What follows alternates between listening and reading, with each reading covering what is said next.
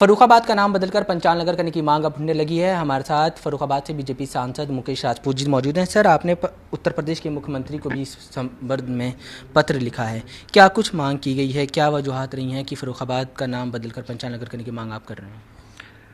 हमने जो मांग की है उसका मांग का सिर्फ उद्देश्य है कि हमारे फर्रुखाबाद का महाभारत कालीन से जुड़ा हुआ राजा द्रौपद की ये राजधानी कंपिल कभी हुआ करती थी और वहाँ पर द्रौपदी कुंड भी बना हुआ है और राजकुमारी द्रौपदी का स्वयंवर भी फर्रुखाबाद जनपद में ही हुआ था।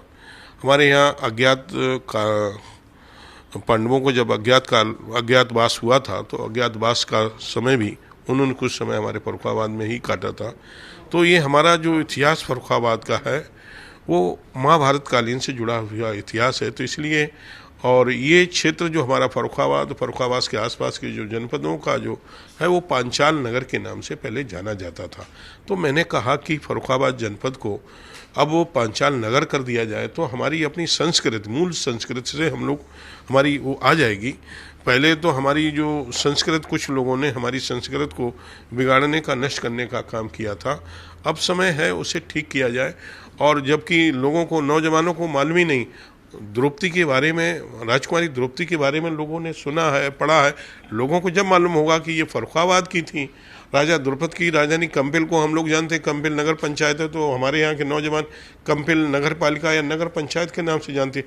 ये लोग नहीं जानते हैं, नौजवान और आस पास पड़ोस के लोग, ये कंपिल कभी राजा द्रौपद की राजधानी हुआ करता था, ये लोगों को नहीं मालूम। तो इसलिए इसको मैंने कहा कि पांचाल नगर कर दिया जाएगा और फर्रुखाबाद का नाम बदल के, तो इससे हमें अपना गौरवशाली इतिहास भी मिलेगा। क्या इसको लेकर आपने केंद्र नेतृत्व से भी बातचीत की है, किसी तरह का पत्र लिखा है केंद्रीय नेतृत्व को? नहीं, मैंने इसके लिए माननीय मुख्यमंत्री जी से अनुरोध किया है, एक लेटर लिखा है और अनुरोध किया है कि इस फर्रुखाबाद नगर का नाम हमारी जो संस्कृति है, मूल संस्कृति है, जो 1714 में बिगाड़ने का काम किया गया। फर्रुखाबाद नाम फर्रुखसियन ने अपने नाम से इस जनपद का नाम करने का प्रयास किया था। मैं चाहता हूं कि उसे हटा के पंचाल नगर कर दिया जाए। मैंने माननीय मुख्यमंत्री से अनुरोध किया है। माननीय मुख्यमंत्री जी से मुझे आशा है कि माननीय मुख्यमंत्री जी ही ऐसा काम कर सकते हैं कि जो अपनी मूल जो संस्कृति को बचाने का और उसे पुनर्जीवित करने का काम माननीय मुख्यमंत्री जी कर सकते हैं। इसलिए मैंने उनसे अनुरोध किया है।